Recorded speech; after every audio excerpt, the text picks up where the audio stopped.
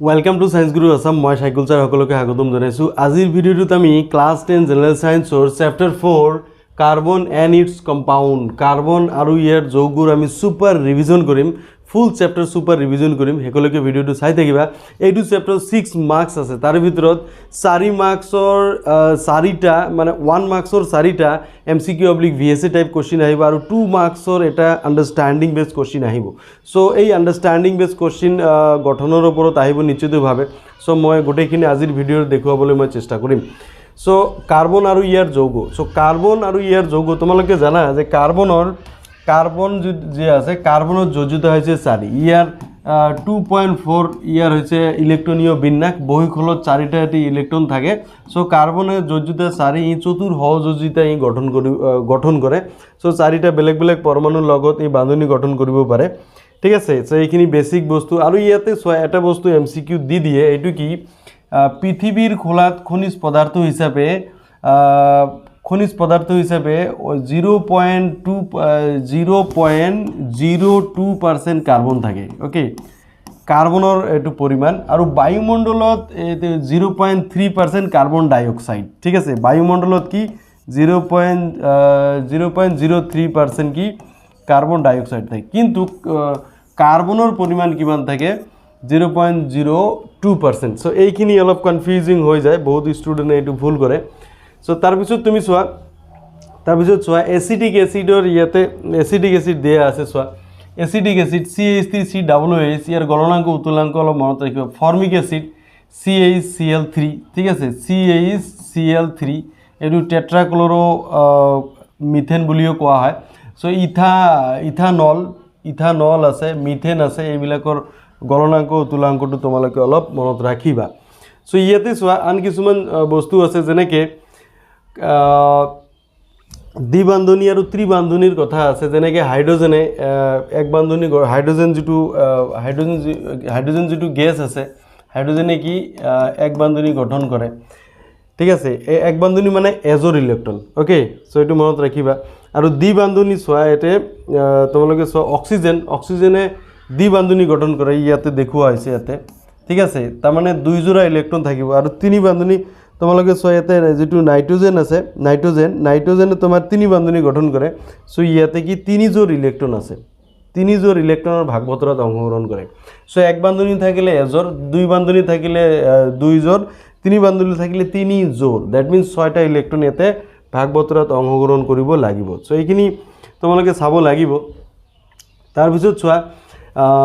ইয়াতে আন কিছুমান, যে ইয়াতে এটা কোশ্চিন আছে, যেনে সহযোজী বান্ধনী কাক বোলে। চ' 2টা পৰমাণুৰ মাজত ইলেক্ট্ৰনৰ ভাগ বতৰা হৈ গঠন হোৱা বান্ধনী কি বুলি কোৱা হয়? সহযোজী বান্ধনী বুলি কোৱা হয়। আৰু যিবিলাক মই দেখুৱালোঁ যে হাইড্ৰজেনে হওক, অক্সিজেনে হওক, নাইট্ৰজেনে হওক, এইবিলাক সহযোজী বান্ধনী, ইলেক্ট্ৰন ভাগ বতৰা কৰি এই যৌগ গঠন কৰিছে। ঠিক আছে, চ' এইবিলাক সহযোজী বান্ধনী। আগৰ চেপ্টাৰত আমি পাই আহিছোঁ এইবিলাক আয়নীয় বান্ধনী, যিটো চেপ্টাৰ 3ত পাইছোঁ যে ধাতুৱে ইলেক্ট্ৰন এৰি দিয়ে, অধাতুৱে গ্ৰহণ কৰে। চ' ইলেক্ট্ৰন আদান প্ৰদান হয়, এইটো আয়নীয় বান্ধনী। কিন্তু এইটো কি সহযোজী, মানে ইলেক্ট্ৰন সহযোগিতা কৰি বান্ধনী গঠন কৰিছে। ঠিক আছে, ভাগ বতৰা কৰি বান্ধনী গঠন কৰিছে। চ' এই সহযোজী অণুৰ বান্ধনীবিলাক দৃঢ়, কিন্তু অণুবিলাকৰ মাজত আন্তঃআণৱিক বলটো কম। ঠিক আছে, এইটো মনত ৰাখিবা। চ' সেইবাবে ইহঁতৰ গলনাংক আৰু উতুলাংক কি হয়? নিম্ন হয়। সেই সহযোগী যৌগবোৰৰ গলনাংক উতুলাংক নিম্ন। ঠিক আছে, কিন্তু আয়নীয় বান্ধনী যিবিলাক আছে গলনাংক উতুলাংক উচ্চ হয়। যিহেতু পৰমাণুবোৰৰ মাজত ইলেক্ট্ৰনৰ ভাগ বতৰা হয়, কিন্তু কোনো আহিত কণাৰ সৃষ্টি নহয়, সেয়েহে সহযোগী যৌগবোৰ বিদ্যুতৰ অপৰিবাহী। চ' সহযোগী যৌগবোৰ বিদ্যুতৰ অপৰিবাহী কি হয়? এনেকুৱা কোশ্চিন আণ্ডাৰষ্টেণ্ডিং বেছ VSA কোশ্চিন দিব পাৰে। চ' এইটো কি, যিহেতু সহযোগী বান্ধনীত কোনো আহিত কণা নাথাকে, ইলেক্ট্ৰনৰ ভাগ বতৰা কৰি যৌগ গঠন কৰে। চ' সেইকাৰণে ইহঁতৰ কি বিদ্যুতৰ অপৰিবাহী বা কুপৰিবাহী। অ'কে, চ' ইয়াতে চোৱা মিথেনৰ গঠন ইয়াতে দেখুওৱা হৈছে। মিথেনৰ গঠন ইয়াতে মিথেন মানে CH4। চ' CH4 মানে কাৰ্বনৰ যিহেতু যোজ্যতা 4, চাৰিওফালে 4টা হাইড্ৰজেনৰ লগত ই বান্ধনী গঠন কৰে। চ' এইটো হৈছে গঠন। আৰু ইলেক্ট্ৰন বিন্দু গঠন বুলি ক'লে এইটো এনেকৈ লিখিব লাগিব। অ'কে, চ' কাৰ্বন যৌগ আছে, ইয়াতে চাৰিওফালে 4টা হাইড্ৰজেন, যেহেতু এক বান্ধনী আছে, একজোৰকৈ ইলেক্ট্ৰন ইয়াতে ভাগ বতৰাত অংশগ্ৰহণ কৰিছে। চ' এইটো হৈছে মিথেনৰ ইলেক্ট্ৰন বিন্দু গঠন। তোমালোকে এইটো চাই লোৱা। তাৰপিছত চোৱা ইয়াতে চোৱা কাৰ্বনৰ বহুৰূপ আছে দুটা, হীৰা আৰু গ্ৰেফাইট। সো হীৰা আৰু গ্ৰেফাইট আগৰ চেপ্টাৰত পাইছোঁ, হীৰা পৃথিৱীৰ ভিতৰত আটাইতকৈ টান পদাৰ্থ। এই গ্ৰেফাইট যদিও এইটো কাৰ্বন এটা তোমাৰ অধাতুৰ বহুৰূপ, কিন্তু ই বিদ্যুৎ পৰিবহন কৰিব পাৰে গ্ৰেফাইট। তাৰ লগতে আন কিছুমান ইয়াতে ইনফৰমেশ্যন দিয়া আছে, যেনেকৈ এই হীৰাৰ প্ৰতিটো কাৰ্বন পৰমাণু 4টা কাৰ্বন পৰমাণুৰ লগত বান্ধনি গঠন কৰি দৃঢ় ত্ৰিমাত্ৰিক গঠন কৰে, ঠিক আছে। এটা ৰিজিড 3 ডাইমেনশ্যনেল ষ্ট্ৰাকচাৰ ইয়াতে পাবা। আৰু কিন্তু তোমালোকৰ যদি গ্ৰেফাইট আছে, গ্ৰেফাইটটো কি সৰভুজি সজ্জা সৃষ্টি কৰে। সো এইটো গঠন তোমালোকে অলপ মনত ৰাখিবা। আৰু লগতে হীৰা আৰু গ্ৰেফাইটৰ পাৰ্থক্যত কিন্তু ভৌতিক ধৰ্মবিলাকহে বেলেগ বেলেগ, কিন্তু ৰাসায়নিক ধৰ্ম ইহঁতৰ ৰাসায়নিক ধৰ্ম একেই। যেহেতু কাৰ্বনৰ বহুৰূপ, ৰাসায়নিক ধৰ্ম একে, কিন্তু ভৌতিক ধৰ্মৰ ইহঁতৰ বেলেগ বেলেগ ইয়াতে পাৰ্থক্য ইয়াতে আছে, ঠিক আছে। সো এইখিনি তোমালোকৰ হীৰা আৰু গ্ৰেফাইটৰ পাৰ্থক্য কিছুমান দিয়ে, সেইকাৰণে দেখুৱাই দিলোঁ। ইয়াতে চোৱা কাৰ্বন ডাই অক্সাইডৰ ইলেক্ট্ৰন বিন্দু গঠন ইয়াতে আঁকিব দিছে। কাৰ্বন ডাই অক্সাইড চোৱা ইয়াতে কাৰ্বনৰ লগত ইয়াতে ইলেক্ট্ৰন বিন্দু গঠন আঁকিব দিছে। তুমি ইয়াতে চাপোজ ইয়াতে মই দেখুৱাই দিছোঁ, চাপোজ এইটো তুমি কাৰ্বন লৈছা, ঠিক আছে। কাৰ্বন ডাই অক্সাইড মই আগত দেখুৱাই দিওঁ, এটা কাৰ্বনৰ লগত ইফালে 2 বান্ধনীত এটা অক্সিজেন, ইফালে 2 বান্ধনীত এটা অক্সিজেন আছে। সো দ্বিবান্ধনী মানে কি, তোমাৰ 2 জোড়া ইয়াতে ইলেক্ট্ৰন থাকিব, এইটো মনত ৰাখিবা। দ্বিবান্ধনী মানে 2 জোড়া ইলেক্ট্ৰন, আৰু ইফালেও তোমাৰ এটা কি অক্সিজেন থাকিব, ইফালেও কি 2 জোড় ইলেক্ট্ৰন থাকিব। সো এইটো হৈছে কাৰ্বন ডাই অক্সাইডৰ ইলেক্ট্ৰন বিন্দু গঠন। তুমি ইয়াতে চিত্ৰ দি লিখি দিব লাগিব যে কাৰ্বন ডাই অক্সাইডৰ ইলেক্ট্ৰন বিন্দু গঠন, এইটো ঠিক আছে। সো এনেকৈ তুমি আঁকিব লাগিব। তাৰপিছত চোৱা 8টা সালফাৰ পৰমাণুৰে গঠিত এটা সালফাৰ অণুৰ ইলেক্ট্ৰন বিন্দু গঠন কি হ'ব, ঠিক আছে, ইংগিত দিছে। সো বলয় আকৃতিত আছে, ঠিক আছে। এতিয়া সালফাৰ এইটো S8 হিচাপত তোমালোকে এইটো লিখিব লাগিব S8। সো ইয়াতে বলয় আকাৰ আকৃতি হ'ব, আৰু প্ৰতিটোৱে এক বান্ধনী গঠন কৰিব। তুমি এইটো ট্ৰাই কৰিবা, ইমান টান নহয়। তাৰপিছত চোৱা কাৰ্বনে কোন দুটা ধৰ্মৰ বাবে বৃহৎ যৌগ গঠন কৰিব পাৰে, তাৰে ভিতৰত ইয়াতে পোনপ্ৰথমতে ইয়াতে দিয়া আছে, দিছ ইজ ভেৰি ইম্পৰ্টেণ্ট, 1 মাৰ্কছৰ যিটো কোশ্চিন এইটো আহিব পাৰে। যেনেকৈ কেটিনোচেন কাক বোলে, যে কাৰ্বনে নিজৰ মাজত বান্ধনী সৃষ্টি কৰি বৃহৎ সংখ্যক অণু গঠন কৰিব পাৰে, এই ধৰ্মক কি কেটিনেশ্যন বুলি কোৱা হয়, ঠিক আছে। এইটোৱে পৰীক্ষাত আহে যে কাৰ্বন যে বান্ধনী গঠন কৰে, এই বান্ধনী গঠন আকৌ এটি সংপৃক্ত যৌগ হ'ব পাৰে, অসংপৃক্ত যৌগ হ'ব পাৰে। সো ইয়াতে কি কাৰ্বন পৰমাণুৰ মাজত এক বান্ধনী যুক্ত হৈ সৃষ্টি হোৱা যৌগ কি সংপৃক্ত। সাপোজ কাৰ্বন ইয়াতে এক বান্ধনী আছে, ঠিক আছে, এক বান্ধনী। সো এইটো হৈছে সংপৃক্ত, এইটো কি সংপৃক্ত এইটো। তাৰপিছত যদি কাৰ্বন দ্বিবান্ধনী থাকে, যিকোনো এটা দ্বিবান্ধনী থাকিলেও হ'ব, নাইবা যিকোনো এটা তোমাৰ ত্ৰিবান্ধনী থাকিলে, ঠিক আছে। সো এই ক্ষেত্ৰত কি হ'ব, এই দুটাই কি হ'ব, অসংপৃক্ত। এইখিনি মনত ৰাখিব লাগিব। সো এইবিলাক আমি অলপ পিছত আমি ডিটেইলছত আমি আলোচনা কৰিম। সংপৃক্ত যৌগৰ গঠন কি, অসংপৃক্ত যৌগৰ গঠন কি, ডিটেইলছত আমি আলোচনা কৰিম। তোমালোকে জাষ্ট এইখিনি কথা ইয়াতে মনত ৰাখিবা। তাৰপিছত চোৱা আৰু এটা আছে কি বিষম পৰমাণু, এই পইণ্টটো মনত ৰাখিবা।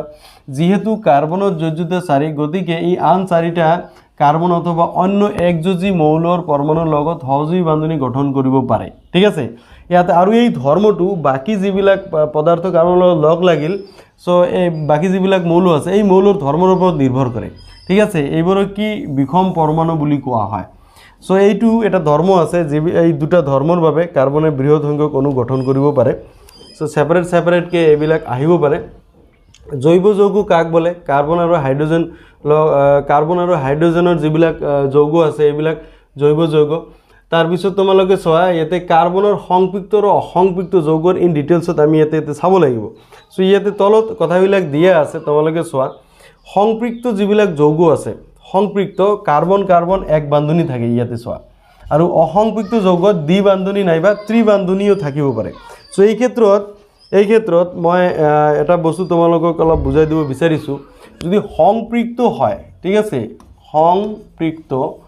সংপৃক্ত হ'লে কি কাৰ্বন কি এক বান্ধনী থাকিব, আৰু ইহঁতৰ যিটো তোমাৰ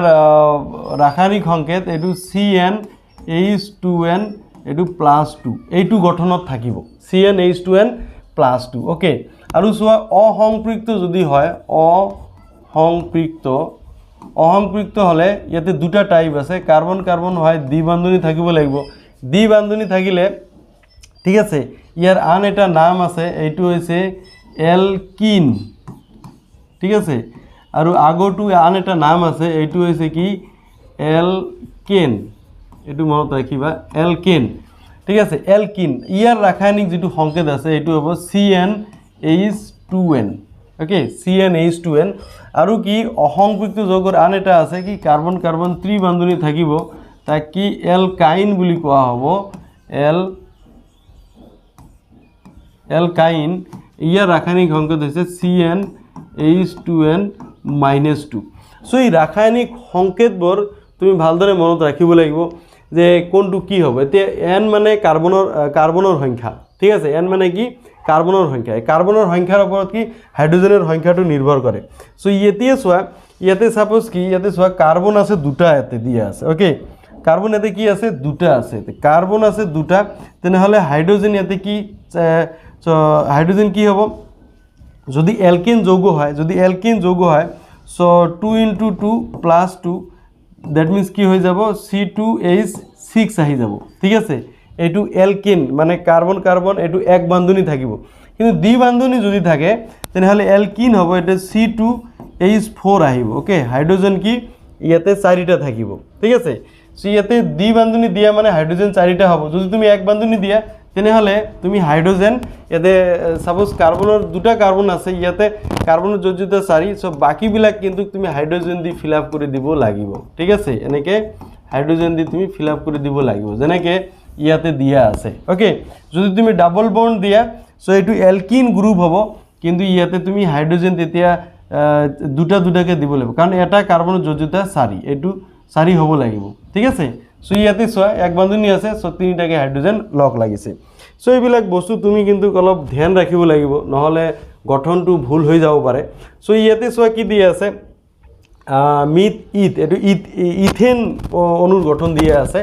ইথেন ইয়াতে কি C2H6 দিয়া আছে সোয়া এটো ইথেন অনুৰ ইলেক্ট্ৰন বিন্দু গঠন ইথেন ঠিক আছে এটো কি সংপৃক্ত নে অসংপৃক্ত এটো সোয়া ইথেন নহয় এটো ইথেন নহয় সরি এটো ভুল হৈ গল এটো নহব এটো কি C2H4 ঠিক আছে ইথিন ইয়াৰ নাম কি ইথিন সো ইথিন যেহেতু ইয়াতে চাৰিটা ইয়াতে ইলেক্ট্ৰন ইয়াতে ভাগ বতৰত অংশগ্ৰহণ কৰিছে সো এটো নিশ্চিতভাৱে কি হ'ব এটা অসংপৃক্ত যৌগ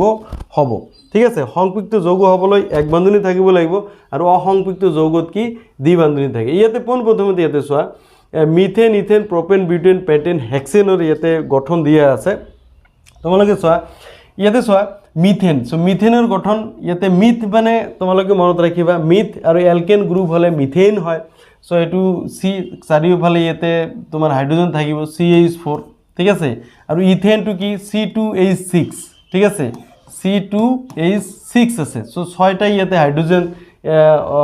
ইয়াতে দিয়া আছে কাৰ্বন কাৰ্বন এক বান্ধনী আছে এই সকলোবিলাক কি এলকেন গ্ৰুপ ঠিক আছে এলকেন গ্ৰুপ আৰু ইহঁতৰ ৰাসায়নিক সংকেত কি CnH2n+2 ইয়াতে n যদি 1 হয় হাইড্ৰোজেন কি 4 হ'ব সো ইয়াতে C যদি কাৰ্বন দুটা হলে হাইড্ৰোজেন কি 6টা হ'ব ইয়াতে কাৰ্বন যদি 3টা হয় C3 তেনেহলে H নিশ্চিতভাৱে ইয়াতে 8 হ'ব ঠিক আছে সো 3 * 2 6 + 2 ঠিক আছে এইটো গঠনত ইয়াতে C যদি 4 হয় H কিমান হ'ব 4 * 2 8 + 2 এটো 10 হৈ যাব ওকে সো C5 হলে H12 C6 হলে H14 সেই সকলোবিলাক কি এলকেন গ্ৰুপৰ মৌল দিয়া আছে আৰু সকলোবিলাক কি এক বান্ধনী থাকিব সেই গঠনবিলাক তোমালোকে মনত ৰাখিবা আৰু কাৰ্বন যৌগ নামকৰণৰ স্পেশাল ভিডিও মই বনাই ৰাখিছো মই ডেসক্ৰিপশনত ভিডিও লিংক দি দিছো তোমালোকে তাত গৈ কাৰ্বন যৌগ নামকৰণৰ ভিডিওটো চাই লবা কাৰণ গঠন তোমালোকৰ আহিব 2 মাৰ্কছৰ নিশ্চিতভাৱে আহিব এটো তুমি পাৰিব লাগিব ওকে সো তাৰ পিছত তুমি সোৱা এই গোটেইখিনি গঠন তুমি চাবা তাৰ পিছত সোৱা ইয়াতে সোৱা কাৰ্বন যেতিয়া তুমি গঠনটো দেখুৱাবা কেতিয়াবা হাইড্ৰোজেন যদি দিয়াও না থাকে তথাপি নামকৰণ আমি কৰিব পাৰো সো ইয়াতে সোৱা চাৰিটা কাৰ্বন আছে তাৰ মানে ইয়াৰ নাম কি হ'ব সো এটা কার্বন থাকিলে মিথ হয় দুটা কার্বন থাকিলে ইথ সো ই মিথ ইথ প্রপ বিউট সো ইয়াৰ নাম হ'ব কি বিউটেন ঠিক আছে বিউটেন এলকেন গ্ৰুপ যেহেতু কাৰ্বন কাৰ্বন এক বান্ধনী আছে এইটো বিউটেন হ'ব এই চাৰিটা কাৰ্বনৰ জৰিয়তে আমি ইয়াতে আকৌ এটা গঠন কৰিব পাৰোঁ আন এটা যৌগ গঠন কৰিব পাৰোঁ ঠিক আছে এই দুটা যৌগৰ কিন্তু ৰাসায়নিক সংকেত একে কিন্তু গঠন সংকেত বেলেগ বেলেগ সো এনেকুৱা ধৰণৰ যিবিলাক যৌগ আছে এই যৌগবোৰক কি আমি গঠন সমযোগী ইয়াকে বুলি কোৱা হয় গঠন সমযোগী বুলি কোৱা হয় পৰীক্ষাত আহে তে যিবিলাক যৌগৰ কি আণবিক সংকেত একে কিন্তু গঠন সংকেত বেলেগ বেলেগ তাক কি গঠন সমযোগী বুলি কোৱা হয় এই চোৱা পৰীক্ষাত দিয়ে যে C4H10 ইয়াৰ নাম হৈছে বিউটেন মিথ ইট প্ৰব বিউট ইয়াৰ নাম হৈছে বিউটেন সো বিউটেনৰ গঠন সমযোগী কেইটা আঁকিব পাৰি বা কি কি সো বিউটেনৰ গঠন সমযোগী এইটো এটা আঁকিব পাৰি আৰু এইটো এটা আঁকিব পাৰি সো ইয়াতে যদি তুমি প্ৰথমটোত হাইড্ৰোজেন দি দিয়া so meth eth prop but so ইয়াতে বাকিবিলাক তুমি হাইড্ৰোজেন দি দিয়া সো হাইড্ৰোজেন দি দিয়া ইয়াতে 10টা হাইড্ৰোজেন দিয়া আছে তাৰপিছত 2 নম্বৰ আমি এটা আঁকিব পাৰি ইয়াতে তিনিটা আমি দি দিলো আৰু এইটো কাৰ্বনত ইয়াতে আৰু এটা কাৰ্বন দি দিলো ঠিক আছে ইয়াতে 3টা হাইড্ৰোজেন লাগিব ইয়াতে এটা ইফালে 3টা সো ইয়াতেও চোৱা C4H10 আছে গঠনটো বেলেগ বেলেগ হৈ গল ঠিক আছে এই দুটা গঠন ইয়াতে জাস্ট হাইড্ৰোজেন দিয়া নাই ইয়াতে আমি হাইড্ৰোজেন দি দিছো এই তলত দিয়ে আছে তোমালোকৰ ইয়াতে সো এইখিনি তোমালোকৰ হৈ গল গঠন সমযোগী ইয়াতে তোমালোকৰ পৰীক্ষাত বেলেগ বেলেগ টাইপৰ ইয়াতে কোশ্চিন আহে যেনেকৈ ব্ৰোমো তোমাৰ বিউটেন ঠিক আছে ব্ৰোমো বিউটেনৰ গঠন সমযোগী আঁকা ব্ৰোমো বিউটেন সে বিউটেন বুলি ক'লে চোৱা C4H কিমান হ'ব C4H9 তাৰপিছত Br এনেকৈ আঁকিব পাৰা CH3 CH2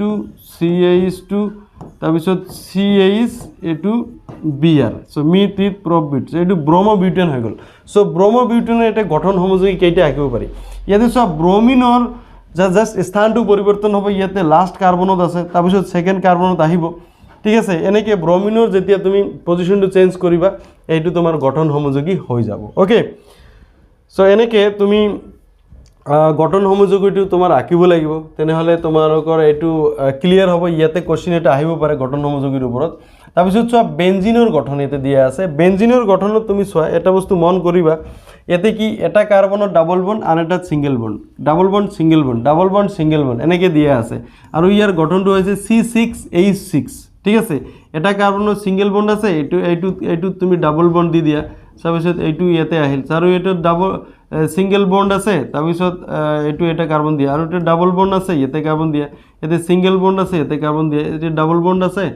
বাস এইটো কাৰ্বন আছে তাৰপিছত প্ৰতিটো কাৰ্বনৰ ওচৰত 3টা যোজ্যতা ফিল আপ হৈ আছে জাস্ট এটাকে হাইড্ৰোজেন ইয়াতে দিলে তোমাৰ এইটো বেনজিন হৈ যাব ওকে লাইক দিস সো এনেকৈ বেনজিনৰ গঠনটো পৰীক্ষাত আহে তাৰপিছত ইয়াতে আন এটা বস্তু চোৱা ইয়াতে যিবিলাক এলকিন আছে ঠিক আছে এই যে ইয়াতে উল্লেখ কৰা আছে যে সংপৃক্ত হাইড্ৰোকাৰ্বনক এলকেন আৰু অসংপৃক্ত হাইড্ৰোকাৰ্বনক এলকিন আৰু ত্ৰিবান্ধনী যিবিলাক থাকে এইবিলাকক এলকাইন বুলি কোৱা হয় মই যেটো অলপ আগত তোমালোকক দেখুৱাই দিলো ঠিক আছে দ্বিবান্ধনী থাকিলে এলকিন আৰু ত্ৰিবান্ধনী থাকিলে এলকাইন সো এতিয়া চোৱা এই যৌগবোৰৰ লগত কিছুমান বিষম পৰমাণু ইয়াতে লগ লাগিব পাৰে যেনেকৈ ব্ৰমিন ফ্লোৰিন ক্লোৰিন ব্ৰমিন আয়োডিন 17 বৰ্গৰ মৌল এইবিলাক লগ লাগিব পাৰে নাইবা এলকোহল OH লগ লাগিব পাৰে এলডিহাইড লগ লাগিব পাৰে CHO ঠিক আছে এলডিহাইডৰ এইটো সংকেত কি CHO এনেকৈ কাৰ্বনৰ লগত হাইড্ৰোজেন আৰু ডাবল বন্ডত অক্সিজেন থাকে কিটোন এটা লগ লাগিব পাৰে দুইফালে খালি আছে কাৰ্বক্সিলিক এসিড লগ লাগিব পাৰে সো এইবিলাক লগ লাগি নতুন ধৰণৰ যৌগ গঠন কৰিব পাৰে সো এইবিলাক হৈছে তোমাৰ কাৰ্যকৰী মূলক সো পৰীক্ষাত এবাৰ আহে যে বিষম পৰমাণু যেনেকৈ ক্লোৰিন ব্ৰমিন এইবিলাকক কিয় কাৰ্যকৰী মূলক বুলি কোৱা হয় ইয়াতে এটা দিয়া আছে সো এই যে বিষম পৰমাণুবোৰ অকলহৰীয়াকৈ বা ইহঁতৰ একোটা থূপ বা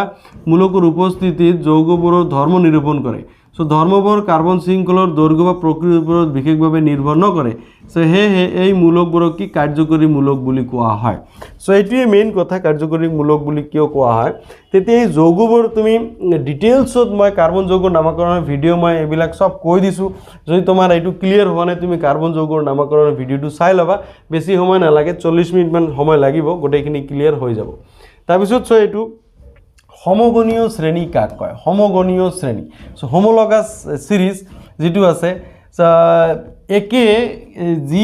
যি শ্ৰেণীৰ যৌগত একে কাৰ্যকৰীমূলক উপস্থিত থাকে তাক সমগণীয় শ্ৰেণী বুলি কোৱা হয় একে কাৰ্যকৰীমূলক দ্যাট মিন্স এলকোহল হ'ব পাৰে এলডিহাইড হ'ব পাৰে কিটোন হ'ব পাৰে ঠিক আছে যিকোনো এক ধৰণৰ কাৰ্যকৰীমূলক যেতিয়া থাকিব তাক আমি সমগণীয় শ্ৰেণী বুলি কম আৰু ইহঁতৰ ওচৰা ওচৰি দুটা যৌগৰ মাজৰ পাৰ্থক্য কি CH2 ঠিক আছে ওচৰা ওচৰি দুটা যৌগৰ মাজৰ পাৰ্থক্য CH2 এটো মনত ৰাখিবা আৰু আণবিক ভৰৰ পাৰ্থক্য যদি হুদে আণবিক ভৰৰ পাৰ্থক্য কিন্তু 14U হৈ যাব কাৰণ কি তোমাৰ কাৰ্বনৰ 12 আৰু হাইড্ৰোজেন দুটা আছে 11 সেইকাৰণে কি 14U হৈ যাব এইটো হৈছে তোমাৰ ইহঁতৰ আণবিক ভৰৰ পাৰ্থক্য এতিয়া চোৱা এইটো পৰীক্ষাত আহিব পাৰে এইটো আহাৰ সম্ভাৱনা আছে তাৰ পিছত চোৱা ইয়াতে কাৰ্বন যৌগৰ নামকৰণৰ ইয়াতে বিভিন্ন ইয়াতে দি দিছে ইয়াতে আন এটা বস্তু চোৱা যেনে কি হেলোজেনৰ বিষয়ে দিছে এই তোমাৰ যেটো পেজ আছে এই পেজৰ পৰা নিশ্চিতভাৱে তোমাৰ পৰীক্ষাত কমন পাবা তুমি ইয়াতে চোৱা যেনে কি ক্লোৰো ব্ৰোমো দিয়া আছে ইয়াতে চোৱা ক্লোৰোপেন্টেন বুলি দিছে ঠিক আছে মিথ ইথ প্ৰপ সো ক্লোৰোপ্ৰোপেন চোৱা সো তিনিটা কার্বন আছে তিনিটা কার্বন থাকিলে প্রপ হ'ব সো প্রোপেন সো এটু ক্লোরিন আছে তার মানে ক্লোরোপ্রোপেন হয়ে গেল ঠিক আছে ক্লোরোপ্রোপেন ইয়াতে ক্লোরোপ্রোপেন নিদি তোমাক ক্লোরোবিউটেন যদি দিয়ে ক্লোরোবিউটেন এতে কি হ'ব তুমি CH3 CH2 CH2 তাৰপিছত CH তাৰপিছত এই যে ক্লোৰিন তুমি দি দিবা ঠিক আছে চাৰিটা কাৰ্বন সো বিউটেন এটু হয়ে গেল কি ক্লোৰোবিউটেন ঠিক সেইদৰে তোমাৰ ক্লোৰোপেন্টেন দিব পাৰে যিকোনো দিব পাৰে এইবিলাক হৈছে তোমাৰ ক্লোৰিন থাকিলে আগফালে খালি ক্লোৰো আহিব এইটো খালি মনত ৰাখিলে হৈ গল ঠিক আছে তো এইখিনি মনত ৰাখিবা তাৰপিছত চোৱা এতে ব্ৰোমৰ ক্ষেত্ৰত ঠিক আছে ব্ৰোমো আছে সো ব্ৰোমোপেন্টেন ব্ৰোমো তোমাৰ বিউটেন হ'ব পাৰে যে ব্ৰোমোপ্ৰোপেন আছে তিনিটা কাৰ্বন থকাৰ কাৰণে ঠিক আছে এই নামকৰণটো পৰীক্ষাত কিন্তু দিব তাৰপিছত চোৱা যদি এলকোহল থাকে OH এইটো সাপোজ আছে propanol meth eth prop so propanol হৈ গল ওকে সো প্রোপানল ইয়াতে যদি চাৰিটা কার্বন থাকে সাপোজ তোমার ইয়াতে দিয়া আছে কি সাপোজ ইয়াতে তোমার এলকোহল কি OH ঠিক আছে ইয়াতে তিনিটা কার্বন দিয়া আছে তিনিটা কার্বন লগত ইয়াতে OH যোগ আছে ঠিক আছে বাকিবোৰত কি আছে হাইড্ৰোজেন আছে so myth eth prop so এটো হৈ গল কি প্রোপানল সো ইতে যদি মই আৰু এটা কাৰ্বন দিউ তে বিউটানল হৈ গল আৰু এটা কাৰ্বন দিউ তেনেহলে পেন্টানল হৈ গল সেনেদৰে কাৰ্বনৰ সংখ্যা বাঢ়িব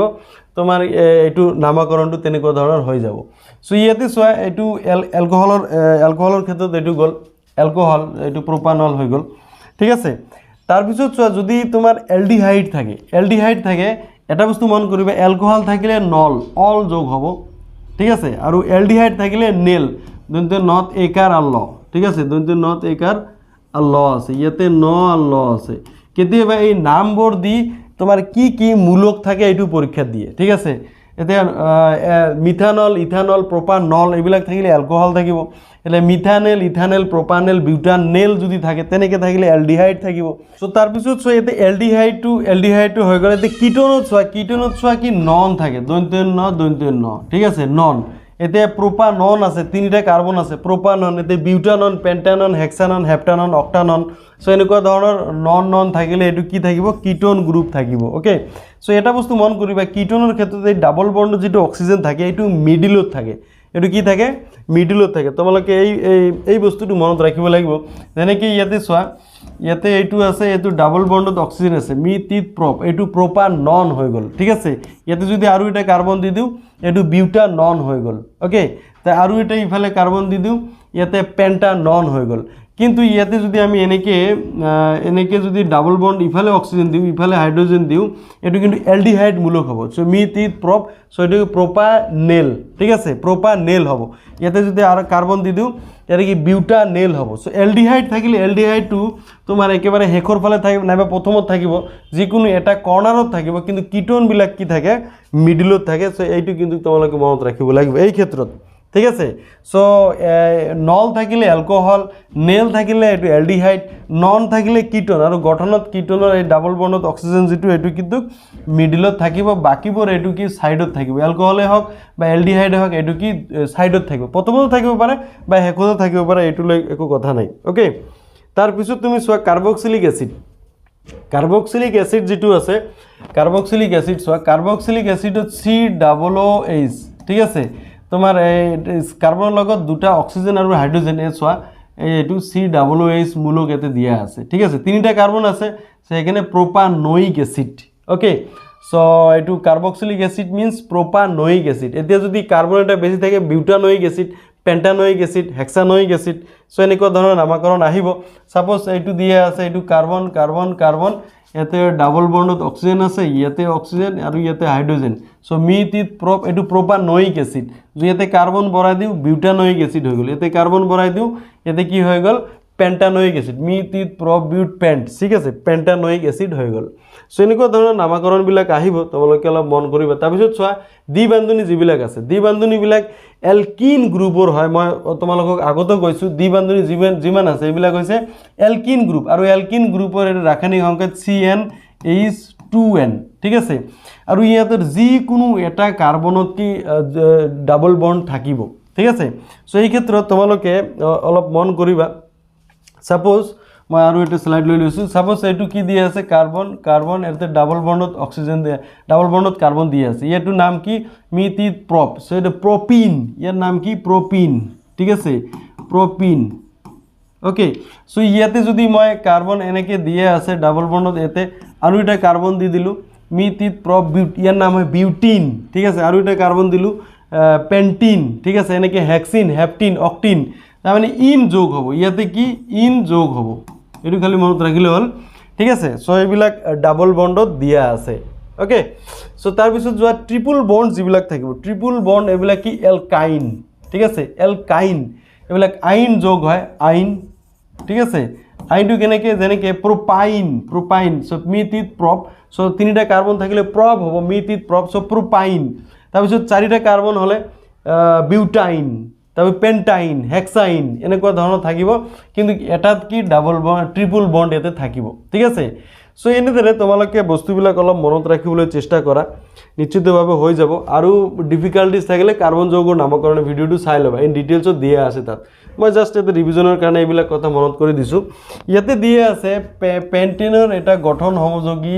আঁকিব পাৰিবা নে কেইটা গঠন সমযোগী পেন্টেন সো পেন্টেনৰ ক্ষেত্ৰত তুমি চোৱা পেন্টেন কি কৈছে মিথ ইথ প্রপ বিউট পেন্ট ঠিক আছে এটু পেন্টেন বাকিবিলাক সবতে কি আছে হাইড্রোজেন দিয়া আছে হাইড্রোজেন বিলাক নিলিখিলেও কোনো কথা নাই ঠিক আছে এক নম্বৰতে এটু আমি লিখিব পাৰো সো দুই নম্বৰত আমি কি দিব পাৰো ইয়াতে চাৰিটা আমি দি দিলু ঠিক আছে চাৰিটা দি ইয়াতে এটা কাৰ্বন দি দিলু কিন্তু সো ইয়াতে দি আৰু ইয়াতে দি একে কথা দুই নম্বৰ কাৰ্বনতে থাকিব এটু প্ৰথমৰ পৰা কাউন্টিং হয় তা বাকিবোৰত তুমি হাইড্রোজেন দি ইয়াতে তিনটা হবে ইয়াতে এটা সো ইয়াতে দুটা ইয়াতে তিনিটা ইয়াতে তোমার তিনটা যাব এইটো এটা গঠন হৈ যাব আৰু 3 নম্বৰ গঠন এটা হ'ব সো 1 2 3 তাৰ পিছত ওপৰত এটা কার্বন দিয়া এইটো এটা কার্বন দিয়া ঠিক আছে so meth eth prop বিউট pant so পেন্টেনে হৈ গল তাৰ পিছত তুমি ইয়াতে বাকিবোৰ কি হাইড্ৰোজেন দি তুমি ফিল আপ কৰি দিয়া মিডল কাৰ্বনটোত হাইড্ৰোজেন নালাগে কাৰণ চাৰিটা যৌগিতা ফিল আপ হৈ আছে সো এই গোটেই এই তিনিটা গঠনে আমি আঁকিব পাৰো সো এই কেইটাৰ কি আণবিক সংকেত একে কিন্তু গঠন সংকেতটো বেলেগ বেলেগ হৈছে কাৰণ আণবিক সংকেত কি গোটেই বিলাকৰে কি C5H12 এ হ'ব C5H12 ঠিক আছে প্ৰতিটোৰে C5H12 কিন্তু ইয়াতৰ গঠন সংকেতটো বেলেগ বেলেগ সো এনেকে আমি পেন্টেনৰ আমি গঠন আমি আঁকিব পাৰো কিন্তু পৰীক্ষাত এইটো পেন্টেন নিদি তোমাক কি দিব অলপ বেলেগকে দিয়ে যেনে ব্রোমো পেন্টেন বা ব্রোমো বিউটেন সো এনেকে টাইপৰ তোমাৰ গঠন সমযোগী আঁকিও দিয়ে কনসেপ্টটো ক্লিয়াৰ থাকিলে নিশ্চিতভাৱে তুমি আঁকিব পাৰিবা চাই কাৰ্বনৰ কোন দুটা ধৰ্মৰ বাবে আমি আমাৰ চাৰিওফালে অজস্ৰ যৌগ দেখা পাওঁ this is very very important question এই বছৰ আহিব মই অলপ আগত দেখিও দিলো এটো কেটিনোসেন আৰু চতুৰ সহযোগিতা এই দুটা ধৰ্ম অলপ বহলাই লিখিব লাগিব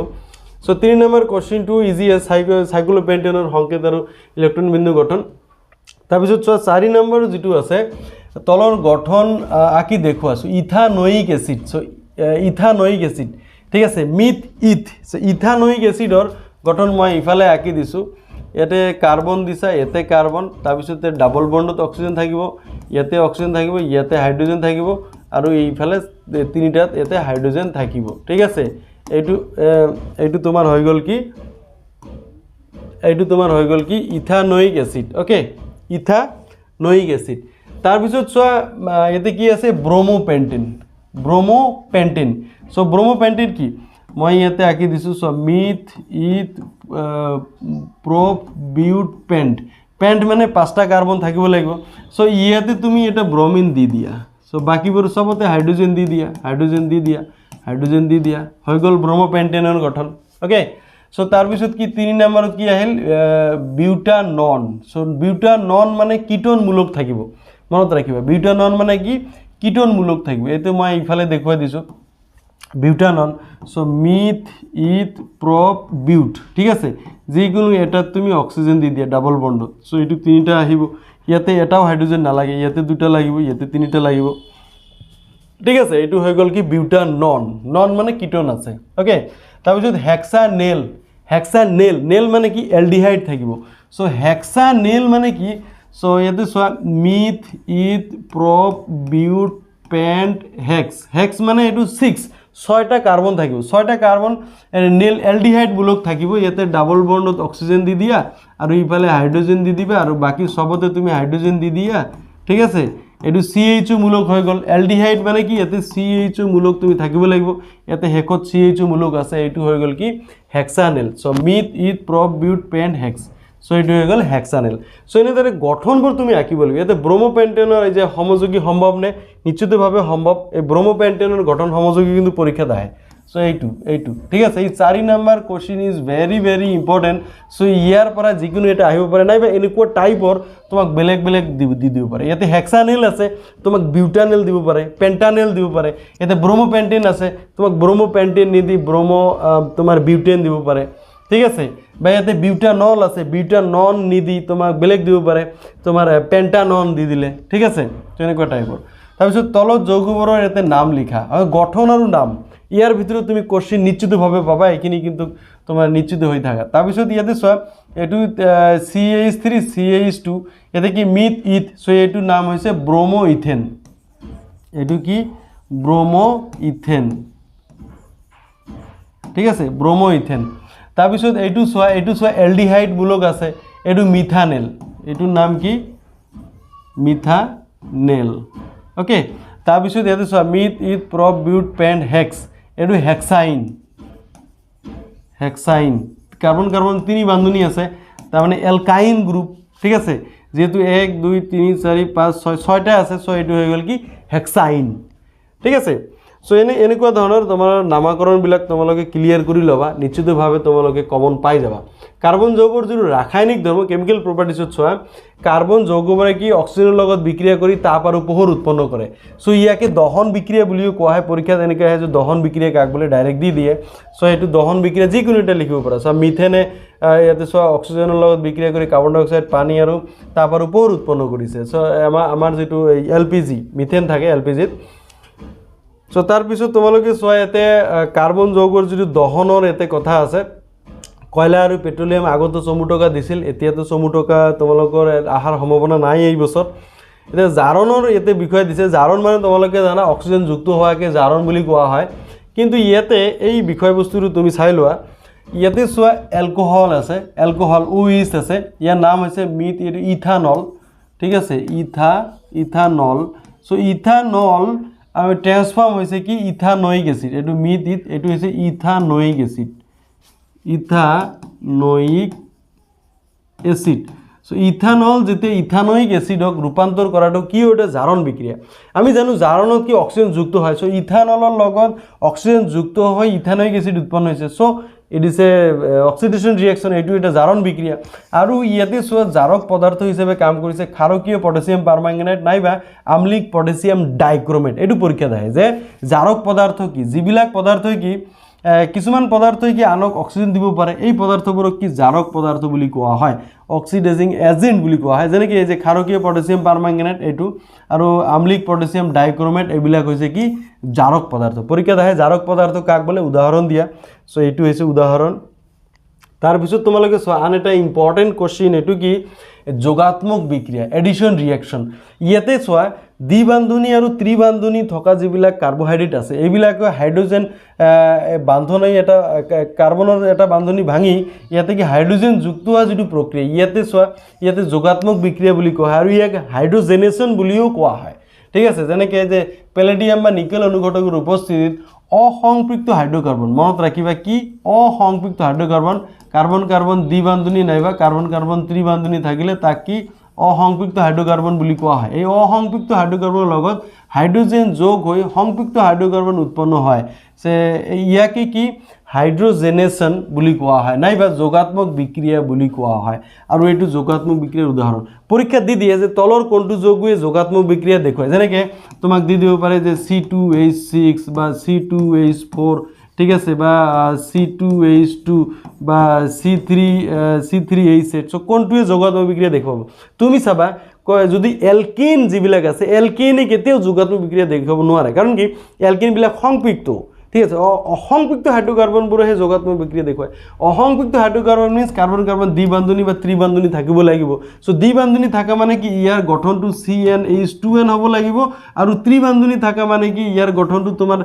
CnH2n-2 গঠনত থাকিব লাগিব এই দুটা গঠনত যিবিলাক থাকিব এইবিলাকে তোমাক কি যোগাত্মক বিক্রিয়া দেখুৱাব আৰু ইয়াতে নিশ্চিতভাৱে এইটো আছে আৰু এইটো আছে এইটো এলকিন আৰু এইটো এলকাইন মূলক সো এইবিলাকে কি যোগাত্মক বিক্ৰিয়া দেখুৱাব সো এইবিলাক কথা কনসেপ্টবিলাক ক্লিয়াৰ কৰি ল'বা যে অসংপৃক্ত হাইড্ৰোকাৰ্বন অৰ্থাৎ দ্বিবান্ধনী আৰু ত্ৰিবান্ধনী থকা হাইড্ৰোকাৰ্বনবোৰেহে তোমাৰ যোগাত্মক বিক্ৰিয়া দেখুৱায় ওকে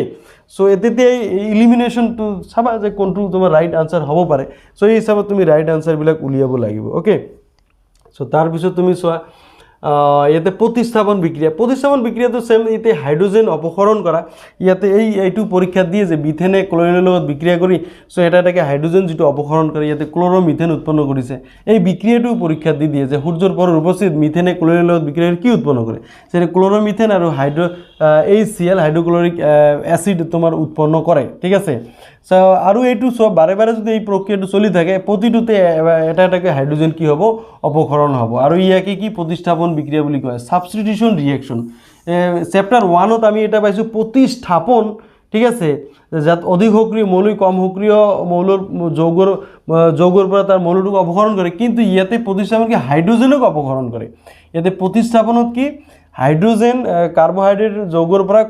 ক্লোৰিনৰ লগত বিক্ৰিয়া ঘটাই কি হাইড্ৰোজেন অপসৰণ ঘটোৱা হয় সো ইয়াকে প্ৰতিস্থাপন বিক্ৰিয়া বুলি কোৱা হয় ওকে সো দুটা একে নহয়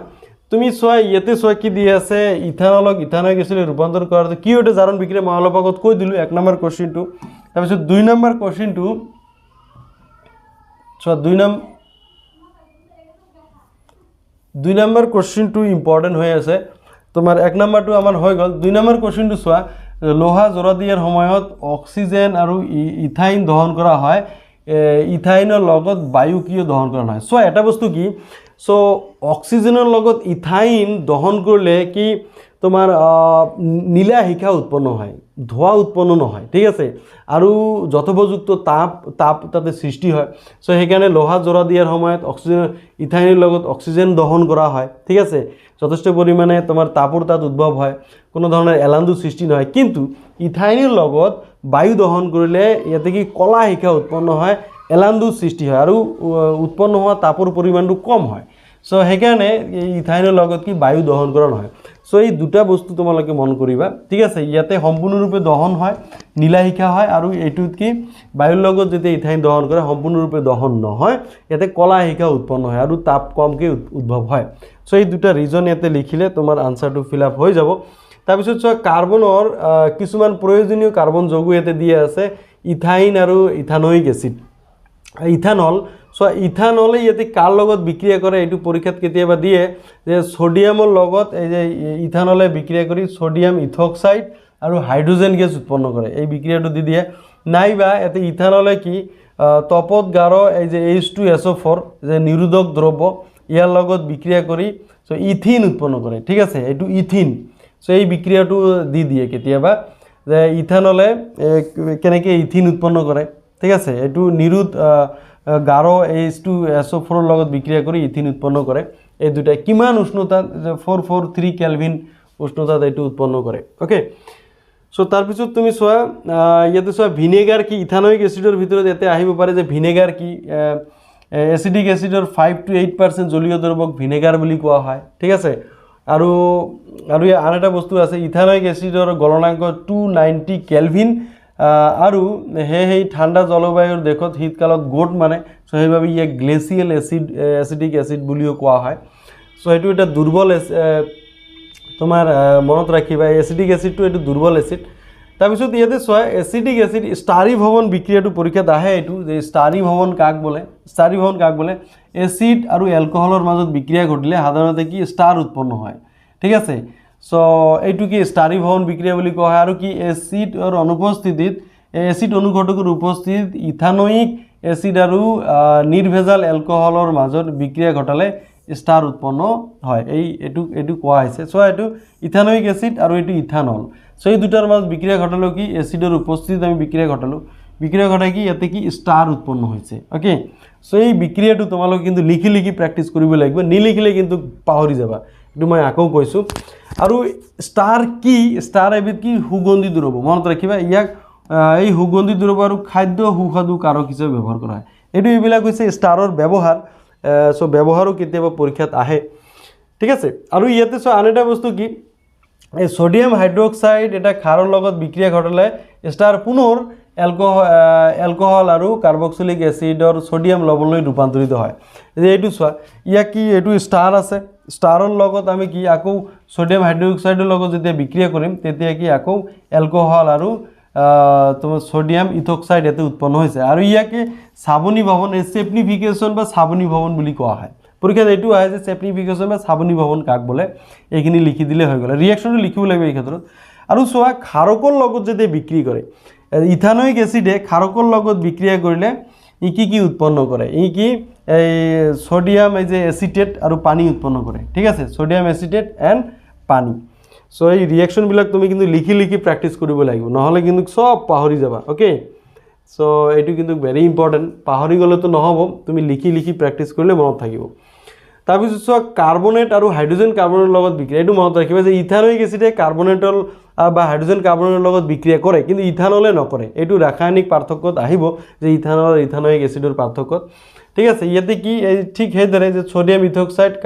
পানী আৰু কাৰ্বন ডাই অক্সাইড গেছ উৎপন্ন কৰিছে ইয়াতে গেছটো কি কাৰ্বন ডাই অক্সাইড গেছ এটা সোডিয়াম এসিডেট এতে উৎপন্ন কৰিছে লগতে তাৰপিছত সব পৰীক্ষাৰ সময়ত এলকহল আৰু কাৰ্বক্সিলিক এসিডৰ মাজত প্ৰভেদ দেখুৱা প্ৰভেদটো নিশ্চিতভাৱে দেখুৱাব পাৰিবা জাৰক দ্ৰব্য কি মই কৈ দিলোঁ এটা সব সাবন আৰু অপমাৰ্জক এইটো পৰীক্ষাত আহে যে সাবন কি সাবন হৈছে দীৰ্ঘ শৃংখলযুক্ত কাৰ্বক্সিলিক এসিডৰ সোডিয়াম বা পটাছিয়াম লৱণ এতে দিয়ে আছে সাবনৰ অণু হৈছে যে দীৰ্ঘ শৃঙ্খলযুক্ত কাৰ্বক্সিলিক এসিডৰ সোডিয়াম বা পটাছিয়াম লবণ ইয়াতে চোৱা CH3 তোমাৰ CH2 এনেকৈ দীঘল হ'ব পাৰে CH2 লাষ্টত কি COO এইটো সোডিয়াম নাইবা পটাছিয়াম থাকিব ঠিক আছে কাৰ্বক্সিলিক এসিডৰ সোডিয়াম বা পটাছিয়াম লবণ দীৰ্ঘ শৃঙ্খলযুক্ত এইটো হৈছে সাবন ঠিক আছে সো ইয়াৰ এটা ধ্ৰুৱীয় মেৰু থাকে এটা অনাধ্ৰুৱীয় মেৰু থাকে সো এই এনেদৰে যি সমুচ্চয়ৰ সৃষ্টি কৰে তাক মাইসেল বা কণাপুঞ্জ বুলি কোৱা হয় পৰীক্ষাত এইটো আহে যে মাইসেল বা কণাপুঞ্জ কাক বলে ডাইৰেক্ট কোশ্চেন দি দিব পাৰে ঠিক আছে আৰু ইয়ে পানীত কি অৱদ্ৰব্য বা ইমালচন সৃষ্টি কৰে সাবনৰ ফেলে এনেদৰে কি কাপড় মলি পানীত দ্ৰৱীভূত হোৱাত কি সহায় কৰে সেনেদৰে আমি কাপড় আমি চাফা কৰোঁ এইটো পৰীক্ষাত কেতিয়াবা বৰ্ণনা আহে পৰীক্ষাত এতিয়া কণাপুঞ্জ বা মাইসেল ইয়াতে যেটা ধ্ৰুৱীয় মেৰু অনাধ্ৰুৱীয় মেৰু ইয়াৰ ৰিলেটেড তোমালোকৰ কিছুমান MCQ দিয়া থাকে আৰু মই চেপ্টাৰ 4 ৰ MCQ মই দি ৰাখিছোঁ ইতিমধ্যে আমি ভিডিও বনাইছোঁ মই ডেসক্ৰিপশনত এইবিলাক দিয়া আছে তোমালোকে এই চেপ্টাৰ 4 ৰ MCQ খিনি তুমি তাতে চাই ল'বা ওকে সো ধুনীয়াকৈ তাত দিয়া আছে তাৰ পিছত তুমি চোৱা ইয়াতে চোৱা এটা আন এটা বস্তু আছে যেনে অপমাৰ্জক কি পৰীক্ষাত আহে ডাইৰেক্ট দি ইয়াৰ কাম কি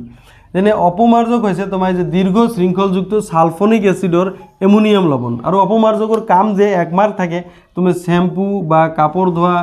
নিকাৰক প্ৰস্তুত কৰাত অপমাৰ্জক ব্যৱহাৰ কৰা হয় সো এইটো অপমাৰ্জকৰ ব্যৱহাৰ জাস্ট এইখিনি মনত ৰাখিলে হ'ল সো সাবনৰ কাম অপমাৰ্জকৰ কাম সো এইবিলাক আহিব ঠিক আছে তাৰপিছত তুমি এই কোশ্চেনবিলাক তুমি চাবা সৰু কোশ্চেন দিয়া আছে তাৰপিছত তুমি ইথেন এই কোশ্চেনটো ভেৰি ইম্পৰ্টেন্ট এই কোশ্চেনটো দিস ইজ ভেৰি ইম্পৰ্টেন্ট কিন্তু মনত ৰাখিবা এক্সাক্টলি যে এই কোশ্চেনটোৱে দিব এইটো নহয় সো বেলেগ দিব পাৰে ইয়াতে চোৱা ইথেন দিয়া আছে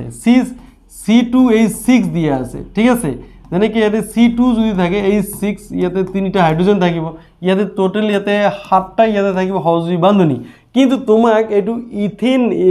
ইথেন নিদি বেলেগ দিব পাৰে যেনেকৈ ইথেন দিলে ঠিক আছে ইথিন হর্ষই ইথিন দি দিলে ইথিন মানে কি C2H4 C2H4 সো ইয়াতে হজুই বান্ধনী কেইটা থাকিব ইয়াতে ডাবল বন্ড থাকিব সো ইয়াতে দুটাকে হাইড্রোজেন থাকিব ইয়াতে কি 2 2 4 5 6 ইয়াতে 6টা হয়ে যাবে ইয়াতে হজুই বান্ধনী ঠিক আছে এই ক্ষেত্ৰত ইয়াতে তোমাকে ইথিন যদি ইথাইন যদি দিয়ে ইথাইন ঠিক আছে ইথাইন মানে কি কার্বন কার্বন তিনি বান্ধনী আর এটাকে হাইড্রোজেন থাকিব ইয়াতে টোটাল বান্ধনী কেইটা হব 5টা হব তিনি আর দুই ফালে দুটা আছে 5টা সো এনেদৰে তোমাৰ এই যৌগটো তোমাৰ বেলেগ দি দিব কিন্তু এই কনসেপ্টৰ পৰা নিশ্চিতভাৱে এটা কোশ্চেন আহিব তুমি এটো শিওৰ এন্ড সাৰ্টেন ধৰি ৰাখা ঠিক আছে তাৰপিছত চোৱা আৰু এটা কোশ্চেন আছে যেটো এই টাইপৰ কোশ্চেন আহিব পাৰে যে চাৰিটা কাৰ্বন যদি বিউটানন সো বিউটাননত কাৰ্যকৰীমূলক কিটন এটা তোমাকে এতে বিউটানন দিছে এতে বিউটানন নিদি বিউটানেল দিব পাৰে বিউটানেল কলে এলডিহাইড এতিয়া বিউটানোইক এসিড কলে কার্বক্সিলিক এসিড থাকিব এতে বিউটানল কলে অ্যালকোহল থাকিব ঠিক আছে নল অ্যালকোহল তাৰপিছত নোইক এসিড কাৰ্বক্সিলিক এসিড ওকে তাৰপিছত বিউটানেল এটু এলডিহাইড আৰু দন্ত্যন্য থাকিলে নন থাকিলে এটু কি কিটনমূলক থাকিব সো এইবিলাক কথা তুমি অলপ মন কৰিবা দিস ইজ ভেৰি ইম্পৰ্টেন্ট এইকেইটাৰ ভিতৰত থাকিব আৰু ৰন্ধনৰ সময়ত ব্যবহৃত কাৰ্বনৰ তলফালে কি কলা পৰাৰ কাৰণটো এইটোৱে যে কাৰ্বনৰ কি সম্পূৰ্ণ দহন নহয় ঠিক আছে সেইকাৰণে কলা ধোৱাৰ সৃষ্টি হয় তাৰপিছত চোৱা তোমাৰ এই যে ক্লোৰোমিথেনৰ উদাহৰণ সহজে বান্ধনীৰ স্বৰূপ ব্যাখ্যা কৰিব দিছে তলত দিয়া যৌগ ইলেক্ট্ৰন বিন্দু গঠন সো ইলেক্ট্ৰন বিন্দু গঠন তোমালোকৰ কিন্তু এইবাৰ আহাৰ সম্ভাৱনা আছে যেনেকৈ যে তোমাৰ কি ethanoic acid so ethanoic acid কি এইটো ইথানোইক এসিড ডাবল বন্ডত অক্সিজেন থাকিব তাৰপিছত এইটো অক্সিজেন এইটো হাইড্ৰোজেন সো এইটো হৈছে তোমাৰ ইথানোইক এসিড সো ইয়াতে ইলেক্ট্ৰন বিন্দু গঠন আঁকিব দিছে ইলেক্ট্ৰন বিন্দু গঠন আঁকিলে তুমি সাপোজ এইটো কাৰ্বনটো আঁকি লোৱা আগত কাৰ্বন আঁকি লোৱা এইটো কার্বন ঠিক আছে কেই বান্ধনী আছে এক বান্ধনী আছে এক জোড়া ইলেক্ট্রন দিয়া ইয়াতে চোৱা তিনিটা ইয়াতে হাইড্রোজেন দিয়া আছে তিনিটা হাইড্রোজেন সো তিনিটা হাইড্রোজেন তুমি ইয়াতে দি দিয়া সো হাইড্রোজেন ইয়াতে ডাবল বন্ড সিঙ্গেল বন্ড আছে ঠিক আছে এনেকৈ হাইড্রোজেন দি দিয়া তাৰপিছত এইটো হাইড্ৰোজেন দি দিয়া ঠিক আছে তাৰপিছত এইটো হাইড্ৰোজেনত এইটো কাৰ্বনত কি অক্সিজেন ওপৰ ফালে আছে সো অক্সিজেনত কি ইয়াতে চোৱা ডাবল বন্ড আছে ডাবল বন্ড মানে ইয়াতে দুই জোড়া ইলেক্ট্ৰন লাগিব ইয়াতে অক্সিজেনটো এইটো কাৰ্বনৰ লগত সিঙ্গেল বন্ডত আছে অক্সিজেন কিন্তু এইটো সিঙ্গেল বন্ডত আছে ঠিক আছে আৰু এইটো হাইড্ৰোজেন সিঙ্গেল বন্ডত আছে ঠিক আছে হাইড্ৰোজেন ইয়াতে এটা ক্ৰস এটা ফুট চিহ্নটো হাইড্ৰোজেনেৰ ইলেক্ট্ৰন বুঝোৱা আছে সো এইটো হৈছে ইথানোইক এসিডৰ ইলেক্ট্ৰন বিন্দু গঠন সো এনেকৈ তোমালোকৰ এইটো ইথানোইক এসিড দিব পাৰে যেনেকৈ H2S দিব পাৰে সো প্ৰোপানন দিব পাৰে যে তোমাৰ ফ্লোৰিন গ্যাস যেটো আছে এইটো দিব পাৰে ঠিক আছে তাৰপিছত তোমাৰ হোমোগেনীয় শ্ৰেণী কাক বলে উদাহৰণ দিয়া নিশ্চিতভাবে কিন্তু ইয়াতে চোৱা একে কাৰ্যকৰীমূলক উপস্থিত থকা মৌলবোৰকে হোমোগেনীয় শ্ৰেণীত থকা বুলি কোৱা হয় ঠিক আছে ইয়াতে কোশ্চিন এটা আহিছিল বেলেগ ডিস্ট্ৰিক্টত মই দেখা পাইছোঁ যে ক্লোৰিন থকা একে হোমোগেনীয় শ্ৰেণীৰ দুটা যৌগৰ নাম লিখা এতিয়া ক্লোৰিন থকা হোমোগেনীয় শ্ৰেণী যেনে কি CH3Cl ক্লোৰোমিথেন ক'ব পৰা বা C2H5Cl ঠিক আছে এইটো তোমাৰ একে হোমোগেনীয় শ্ৰেণীত আছে এলকিন গ্ৰুপত আছে সো ক্লোৰোমিথেন বা ক্লোৰোইথেন এইটো একে শ্ৰেণীত সো এনেকুৱা অলপ জটিল কৰিও কোশ্চিন দিয়ে কেতিয়াবা ডাইৰেক্ট কিন্তু ইজি কোশ্চিন নিদিব তোমাক অলপ কোশ্চিন বনাই দিব ঠিক আছে এই ক্ষেত্ৰত চোৱা আন এটা ভেৰি ইম্পৰ্টেণ্ট কোশ্চিন যেটো মই দেখুৱাই দিছোঁ এইটো কোশ্চিন নাম্বাৰ চোৱা এইটো 12 আৰু 13ৰ কোশ্চিনটো চোৱা তলৰ কোনবিলাক হাইড্ৰোজেনে কি যোগাত্মক বিক্ৰিয়া দেখুৱাব মই কৈছোঁ যোগাত্মক বিক্ৰিয়া অসংপৃক্ত হাইড্ৰোকাৰ্বনে দেখুৱাই ইয়াতে চোৱা অসংপৃক্ত হাইড্ৰোকাৰ্বন কোনবিলাক আছে তুমি জাস্ট বাছি উলিয়াব লাগে মই অলপ ডাঙৰ কৰি দিছোঁ ঠিক আছে এতিয়া চোৱা অসংপৃক্ত হাইড্ৰোকাৰ্বন ইয়াতে কোনটো ইয়াতে দিয়া আছে ইয়াতে C2H6 এইটো নিশ্চিতভাৱে এইটো নহব কাৰণ এইটো সংপৃক্ত হাইড্ৰোকাৰ্বন C3H8 এইটোও নহব ঠিক আছে এইটোও সংপৃক্ত হাইড্ৰোকাৰ্বন এলকেন গ্ৰুপত কিন্তু এইটো হ'ব ঠিক আছে এইটো এলকিন গ্ৰুপত পৰিছে ঠিক আছে এই যে CnH2n এইটো গ্ৰুপত পৰিছে ঠিক আছে আৰু এইটো এলকাইনত আছে এইটোও হ'ব আৰু এইটোও নহব সো এই দুটা তোমাক কি যোগাত্মক বিক্ৰিয়া দেখুৱাব যোগাত্মক বিক্ৰিয়া দেখুৱাবলৈ হলে অসংপৃক্ত হাইড্ৰোকাৰ্বন হ'ব লাগিব ঠিক আছে তাৰপিছত চোৱা এতে কি দলীয় কাৰ্যকলাপ এতে দি দিছে আৰু নাই ঠিক আছে সো এয়া আছিল তোমালোকৰ চেপ্টাৰ 4 যিখিনি মই গোটেইখিনি আলোচনা কৰিলোঁ কেনেকুৱা লাগিল ভিডিঅ'টো জনাবা আৰু যিমান পাৰা ভিডিঅ'টো শ্বেয়াৰ কৰিবা আৰু আগলৈ সুপাৰ ৰিভিজনৰ ভিডিঅ' চাবলৈ চেনেলটো ছাবস্ক্ৰাইব কৰিবলৈ নাপাহৰিবা আজিৰ ভিডিঅ' ইমানতে সামৰিছোঁ থেংক ইউ ভেৰি মাছ